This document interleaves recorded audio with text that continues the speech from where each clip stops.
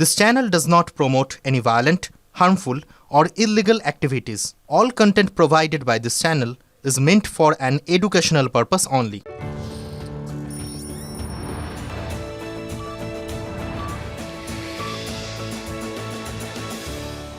দেখছেন টিভি 9 বাংলা। আমি আত্রেই শুরু করছি 5 কথার। প্রথমেই দেখব বাংলাদেশের খবর।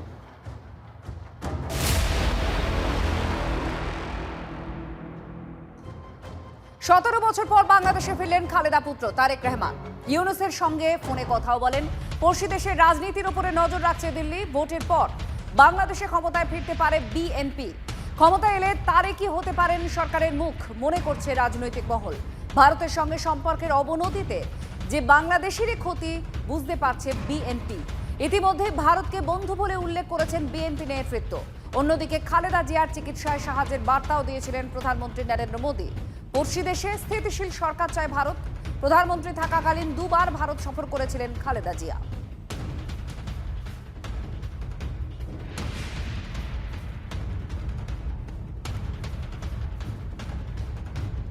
আর 17 বছর পর বাংলাদেশে ফিরেই ঐক্যের বার্তা বিএনপি নেতা তারেক রহমানের। বাংলাদেশের মানুষ কথা বলার অধিকার ফিরে পেতে চায়। সুযোগ এসেছে সকলে মিলে দেশ গড়ার। দেশে বিভিন্ন ধর্মের মানুষ বসবাস করেন। সকলকে নিয়ে নিরাপদ বাংলাদেশ গড়ে তোলার আহ্বান করলেন তিনি। ঢাকায় প্রত্যাবর্তনের পর এই বার্তা খালেদা পুত্রের গলায়। এই বক্তৃতাতে উঠে এসেছে সকলকে নিয়ে চলার বার্তা। যেখানে ইউনূসের আমলে বাংলাদেশে সংখ্যালঘুদের উপরে নির্যাতন একটা রোজকার ঘটনা হয়ে দাঁড়িয়েছে। দিন কয়েক আগে ময়মনসিংহের দীপু দাস সেই হিন্দু যুবককে পিটিয়ে পুড়িয়ে জ্যান্ত জ্বালিয়ে দিয়ে খুন করা হয়েছে। এই পরিস্থিতির মধ্যে দেশে ফিরে সব ধর্মের মানুষের নিরাপত্তা সুনিশ্চিত করার দাবি তুলেছেন বিএনপির ভারপ্রাপ্ত চেয়ারম্যান তারেক রহমান। বাংলাদেশে শান্তি শৃঙ্খলা ফিরিয়ে আনতে হবে। সব ধর্ম, সব শ্রেণীর মানুষের নিরাপত্তা নিশ্চিত করতে হবে, এই দাবি তুললেন তারেক রহমান। তারেক রহমানের এই বক্তব্য এবং খুব সিগনিফিক্যান্ট একটি বক্তব্য। একজন নেতার মুখ থেকে এই ধরনের বক্তব্য আশা করেন দেশের মানুষ, জনতা। কিন্তু শুধুমাত্র বাংলাদেশের তিনি নেতা নন। পারিপার্শ্বিক যে পরিস্থিতি তৈরি হয়েছে, ভারতের পড়শি রাজ্য, ভারতের পড়শি দেশ এবং এই প্রতিবেশী দেশের অস্থিরতা মিটিয়ে গণতন্ত্রে ফিরে আসুক ভারত, সেটা মনে প্রাণে চায়। রাজনৈতিকভাবে, কূটনৈতিকভাবে, সামাজিকভাবে, আর্থিকভাবে এবং বাণিজ্য সংক্রান্ত বিষয় সমস্ত কিছুই দুদেশের বা দুটো রাষ্ট্রের মধ্যে যেভাবে আষ্টেপৃষ্ঠে জড়িয়ে আছে, সেই দূরকাল থেকে, অতীতকাল থেকে এই সমস্তটায় অনেকটা বেশি অস্থির হয়ে পড়ে যখন বাংলাদেশের ভেতরে এই অস্থিরতা তৈরি হয়। এই অস্থিরতা নিয়ে ভারতের কি করণীয়, ভারত কি করতে পারে, যে পরিস্থিতি তৈরি হয়েছে সেটাকে ভারত কিভাবে ব্যবহার করতে পারে, সুযোগ হিসেবে কিভাবে ব্যবহার করতে পারে, এরকম নানা প্রশ্ন যখন ঘোরাফেরা করছে, তার মধ্যে তারেক রহমানের ফিরে আসা এবং যে বক্তৃতা আজকে তিনি করেছেন। সামনেই বাংলাদেশে ফেব্রুয়ারিতে নির্বাচন রয়েছে। ঠিক নির্বাচনের আগে একেবারে প্রচার করে দিলেন, অভিমুখ বেঁধে দিলেন যে এই বাংলাদেশ গড়তে চান তিনি, যেখানে বাংলাদেশের প্রত্যেক মানুষ সুরক্ষিত থাকবেন, স্থির একটি বাংলাদেশ হবে এবং গণতন্ত্র যেটা নির্বাচনের মাধ্যমে প্রতিষ্ঠিত হওয়ার একটি মাপকাঠি, সেই জায়গায় আবার এই দেশ উঠে আসবে। তারেক রহমান আজকে মার্টিন লুথার কিং এর একটি বিখ্যাত উক্তিকে ধার করে বক্তৃতায় ব্যবহার করেছেন। বাংলাদেশের মানুষকে বার্তা দিয়েছেন তিনি। বাংলাদেশের জন্য তার সুনির্দিষ্ট একটি পরিকল্পনা আছে, মন্তব্য করেছেন বিএনপি নেতা। তারেক রহমানের মুখে ওসমান হাদির নামও এসেছে। হাদি চেয়েছিলেন বাংলাদেশে গণতন্ত্র প্রতিষ্ঠা হোক। হাদি চেয়েছিলেন বাংলাদেশের মানুষের অর্থনৈতিক অধিকার, ৭১-এর শহীদ, ২৪-এর শহীদ এবং হাদির রক্তের ঋণ শোধ করতে একসঙ্গে কাজ করতে হবে, এই আহ্বান তারেক রহমানের। রাজনৈতিক পালাবদল হচ্ছে কি বাংলাদেশে? কেন এই পালাবদলের প্রসঙ্গ আসছে? একসময়ের বন্ধু এখন শত্রু বা প্রতিপক্ষ হয়ে যাচ্ছে। আওয়ামী লীগের বিরুদ্ধে লড়াইয়ে দীর্ঘকাল বিএনপির সহযোগী ছিল জামাত।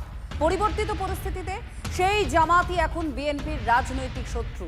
হাসিনাকে দেশছাড়া হওয়ার পর ভোট ময়দানে নিষিদ্ধ আওয়ামী লীগ আর ইউনূসের হাত ধরে ভোটের ময়দানে জামাত। ফলে ভোট রাজনীতিতে সরাসরি সংঘাতে বিএনপি আর জামাত। তন্ময় প্রামাণিক আমাদের সঙ্গে আছেন। তন্ময়, ঠিক এই জায়গায় দাঁড়িয়ে সবসময় আমরা যদি ভারতের দিক থেকে এই অংশটাকে একটু দেখার চেষ্টা করি, তাহলে কিভাবে ব্যাখ্যা করা যায়? কারণ বিএনপি এবং জামাত যেখানে এক জায়গায় তারা লড়াই করেছে, আর এবার তারা প্রতিপক্ষ। একেবারেই একটা সময় বলা চলে ৯-এর দশকের শেষের পর থেকে বিএনপি এবং জামাত ক্রমশ কাছাকাছি আসে এবং তারপর তারা নির্বাচনে লড়ে। সে সময় বিএনপি ক্ষমতায় ছিল, জামাত সহযোগী ছিল, সব মিলিয়ে উল্টো দিকে আওয়ামী লীগ এমন একটা পরিস্থিতি ছিল বাংলাদেশের রাজনীতিতে। তারপর আওয়ামী লীগ ক্ষমতায় আসে এবং বিএনপির সঙ্গে জামাতের যে গাঁট ছড়া ছিল, যে বন্ধুত্ব ছিল, যে জোট ছিল, সেইটা কিন্তু ভেঙে গেল বলা চলে এই গত এক বছরের মধ্যে। গত এক বছর না, মানে 2024 সালের অগস্টের পর থেকে ধীরে ধীরে যখন নির্বাচন কবে হবে সেই নিয়ে দ্বিধা বিভক্ত গোটা বাংলাদেশ। তার যে তদারকি সরকার রয়েছে, ইউনূস যার মাথায় বসে আছেন, সেখানে এই দিন ঘোষণা নিয়ে জামাতের সঙ্গে প্রথম বিবাদ তৈরি হয় বিএনপির। অর্থাৎ দীর্ঘদিনের বন্ধু, দীর্ঘদিনের জোট সঙ্গী জামাতের সঙ্গে দূরত্ব তৈরি হয়, কারণ বিএনপি চাইছিল খুব দ্রুত নির্বাচন, সেখানে নির্বাচন কমিশন নির্বাচন ঘোষণা করে দিক, গণতান্ত্রিক ব্যবস্থা ফিরে আসুক, মানুষ নিরাপদে থাকুক, এইটা বিএনপির বক্তব্য ছিল। কারণ আওয়ামী লীগ তখন নিষিদ্ধ হয়ে গেছে। জামাত কিন্তু কোথাও কোনোভাবে ধর্মীয় গোটা বিষয়টা মাথায় দিয়ে ইলেকশন পিছিয়ে নিতে চাইছিল বা ইউনুস পিছিয়ে নিতে চাইছিল। এইখান থেকে মানে বিভাজনটা শুরু হয়ে যায়।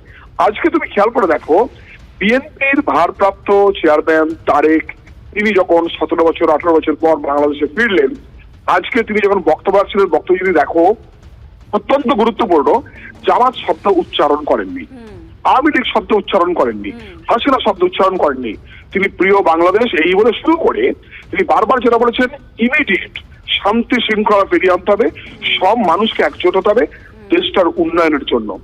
সেখানে বলেছেন ধর্মীয় বিভাজন মুছে, অর্থাৎ স্পষ্ট বার্তা দিয়েছেন যে ধর্মীয় আগ্রাসন চলছে এই মুহূর্তে পকেট পকেট করে গোটা বাংলাদেশ জুড়ে সংখ্যাগুলো আক্রান্ত, হিন্দু খুন হচ্ছে, পুড়িয়ে মারা হচ্ছে, এইগুলো থেকে সরে এসে তারেক কিন্তু পরিষ্কার তার বক্তব্য জানিয়ে দিলেন। অর্থাৎ দূরত্ব আজকে আরো তৈরি করে দিলেন, অনেকটা দূরত্ব তৈরি করে দিলেন, যার ফলে এই মুহূর্তে জামাতের সঙ্গে বিএনপির দূরত্ব কয়েক যোজক পলিটিক্যালি এটা বলা যায়। ধন্যবাদ। আর এপার থেকে ঠিক কি বলা হচ্ছে, এই দেশ থেকে কি বলা হচ্ছে? শুধু তারেক কেন, সবাই ফেরুক বাংলাদেশে, গণতান্ত্রিক পদ্ধতিতে ভোট হোক, জনগণের ভোটে সরকার তৈরি হোক, এই মন্তব্য কেন্দ্রীয় মন্ত্রী সুকান্ত মজুমদারের। তারেক রহমান ওই দেশের একজন রাজনীতিবিদ, তিনি ফিরতে পেরেছেন। আমরা চাইব সবাই ফিরুক, সবাই ফিরে গণতান্ত্রিক পদ্ধতিতে ভোট হোক, সেখানে নিরপেক্ষ ভোট হোক। আগের সরকার নাকি অভিযোগ যে তারা নাকি নিরপেক্ষ ভোট করায়নি, তার পরিবর্তে আপনারাও যদি একটা বায়াস ভোট করান, সেটা তো কোনো সলিউশন হতে পারে না। নিরপেক্ষ ভোট হোক, যে জিতবে সে সরকার চালাক। বাংলাদেশের জনগণ যাকে ভার্ডিক্ট দেবে, যাকে গণতান্ত্রিক পদ্ধতিতে যাকে নির্বাচিত করবে, তাকে সরকারের দায়িত্ব, তিনি সরকারের দায়িত্ব নিয়ে চালাবেন, অসুবিধা কি আছে? বাংলাদেশের ভবিষ্যৎ কি সেদিকে আমাদের নজর থাকছে, কিন্তু বাংলাদেশের ঐতিহ্যে ক্রমাগত আঘাত হানা হচ্ছে। আরও একটি ঐতিহ্যপূর্ণ জায়গা, সেখানে হামলা চালানো হয়েছে। ঢাকা বিশ্ববিদ্যালয়ের মধুর ক্যান্টিন ভাঙচুর করা হয়েছে। এর আগে ছায়ানট উদীচীর উপরে হামলা হয়েছে, এবার মধুর ক্যান্টিনে হামলা চালানো হয়েছে। মুক্তিযুদ্ধের স্মৃতি বিজড়িত এই মধুর ক্যান্টিনে মৌলবাদের তাণ্ডব চলেছে। আর এখানেই আপনাদের দেখাচ্ছি পর পর কিভাবে ঐতিহ্যের উপরে হামলা হয়েছে। এই মধুর ক্যান্টিনের কথা যদি আজ বলি, 1921 সালে ঢাকা বিশ্ববিদ্যালয়ে মধুসূদন দে এই ক্যান্টিন শুরু করেন। এই ক্যান্টিনটি পরবর্তীতে ভাষা আন্দোলন, 71-এর মুক্তিযুদ্ধের অন্যতম কেন্দ্রে পরিণত হয়। 71 সালে মার্চে অপারেশন সার্চলাইটের সময় পাকিস্তানি সেনাবাহিনী মধুসূদন দেকে হত্যা করে। সেই থেকেই ক্যান্টিনটি বাংলাদেশের আন্দোলন, জাতীয় ইতিহাস, ঐতিহ্যের প্রতীক।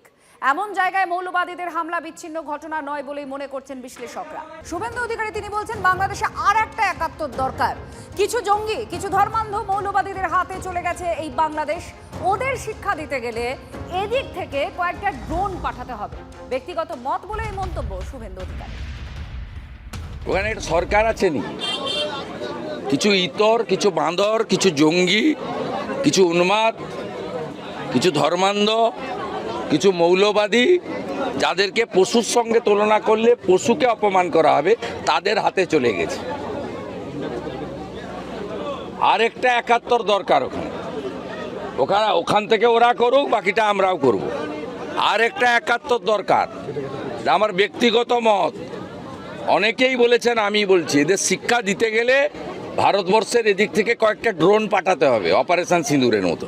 বাংলাদেশে যারা হিন্দু ভাই এবং বোনেরা রয়েছে, তাদের সঙ্গে তৃণমূল কংগ্রেস রয়েছে, পশ্চিমবঙ্গের সরকার রয়েছে, ভারতীয় জনতা পার্টি এই যে চিত্রনাট্য তৈরি করার চেষ্টা করছেন, যে তাদের প্রতি আপনারা সমব্যথী, সমবেদনা, আমরা তাদের বিরুদ্ধে, তাদের দিকে আমাদের প্রশ্ন। আপনারা দিল্লিতে চেঁচামেচি করুন না, আপনারা কলকাতাতে চিল্লাচ্ছেন কেন?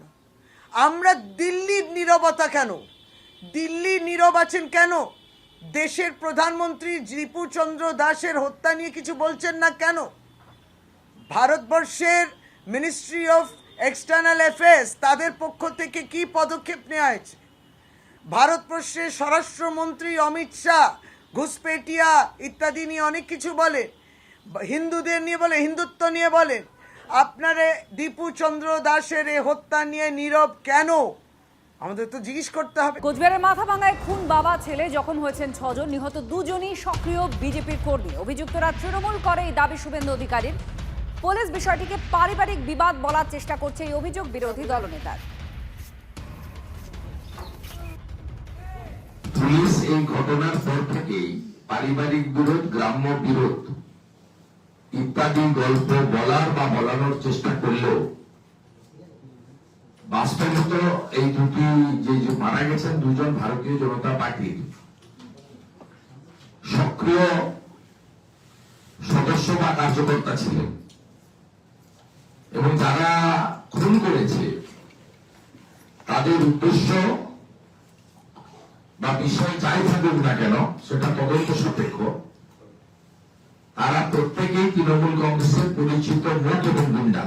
ওই ফালান সরকারের মেয়ে আর আমার বাইশটা মারা গেল, যাদব সরকার, ওদের ভিতরে কি সম্পর্ক ছিল? তো ওই মেয়েটাকে নিয়ে নাকি বাইশটা চলে আসছিল, পরে আবার বিকালবেলা মেয়েটাকে নিয়ে গেছে বাড়িতে। বাইশটাকে 2টা চর চপ্পর দিয়েছে মেয়ের বাবাই, কিছু কথার কাটাকাটি হয়েছে। আজকে আবার সকালবেলায় ওইটা কথার কাটাকাটি। তখন ওই আমাদের বাড়িতে ফোন করছে, তারপরে ওই যে রাস্তায় ঘটনা, ওদেরকে তো ওই জায়গায় পৌঁছতেই দেয়, রাস্তায় মানে বাইক টেক বাইকেছিল, রাস্তায় ওদেরকে দিল।